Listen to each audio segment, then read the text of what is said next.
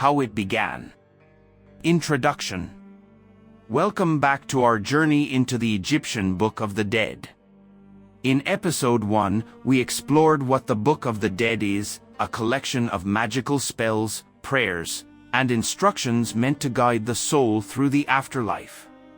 Today, in Episode 2, we go deeper into the origins. Before the Book of the Dead existed as a papyrus manuscript, before artists painted spells on tomb walls, and long before scribes wrote the word Operate Emheru, the Egyptian afterlife went through centuries of evolution. Episode 2 answers key questions. Where did the Book of the Dead come from? Who created the earliest spells? Why did Egyptians believe the afterlife was so complicated? How did earlier funerary traditions shape the Book of the Dead?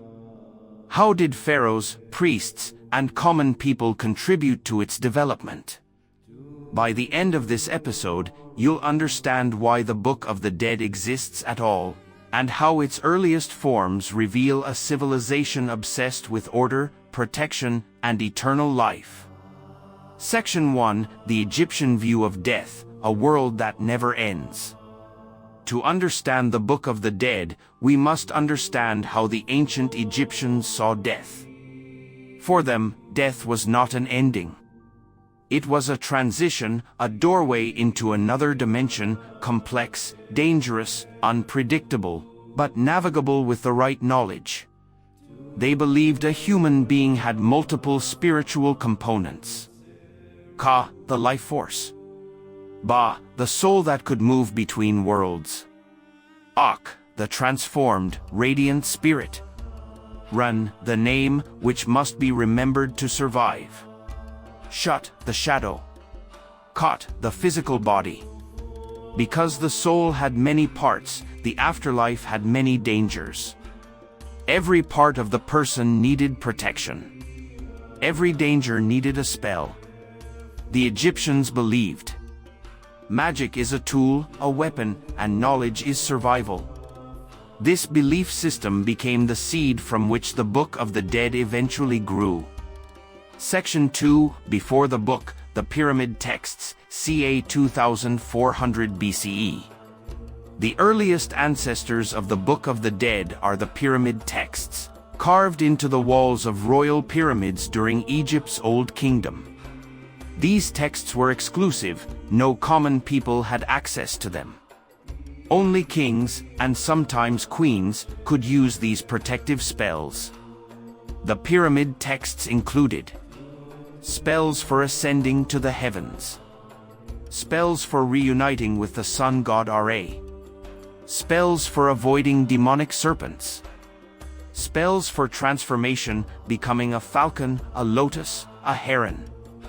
Here, we see the earliest form of the concept. Words have power. Correct words save the soul. These texts were carved for pharaohs because they believed the king was divine, the mediator between gods and humans. If the king survived death, the whole kingdom prospered. This is the root of afterlife literature, the foundation of what would eventually become the Book of the Dead. Section 3: The Middle Kingdom and the Coffin Texts, ca. 2050 to 1650 BCE. Centuries later, during the Middle Kingdom, something extraordinary happened. Afterlife knowledge became democratized.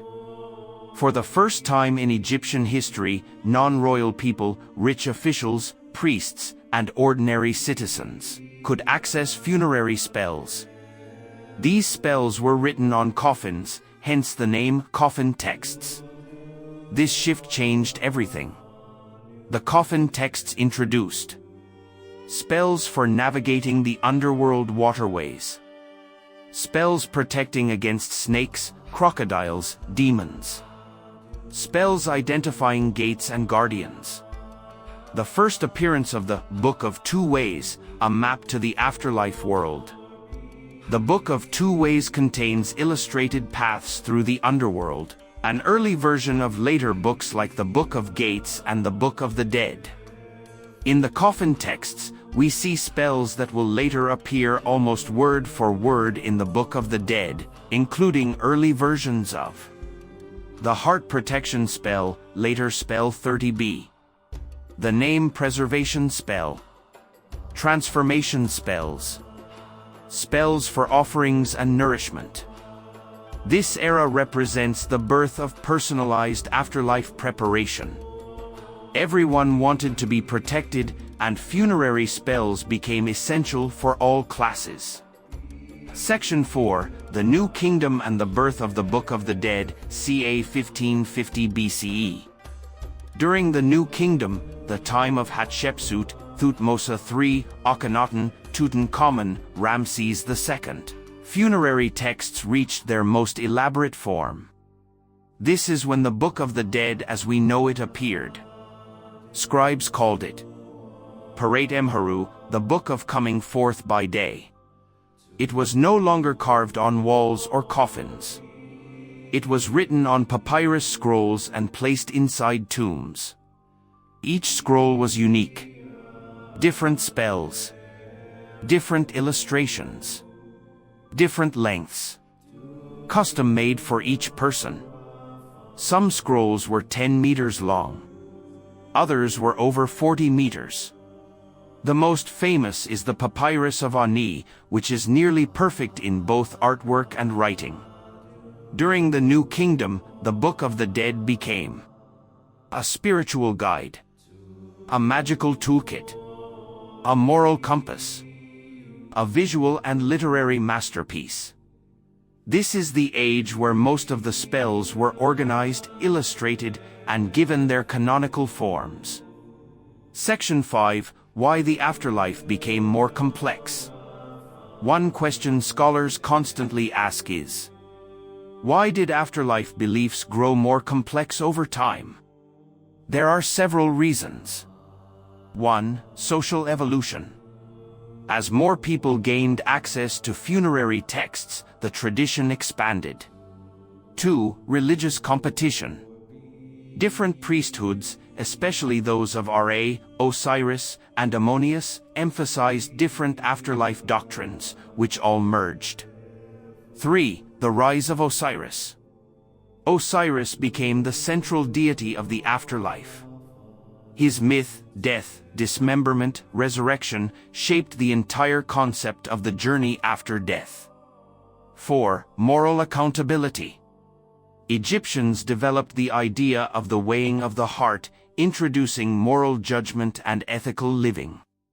This moral system required new spells, especially spell 125. 5. Political changes.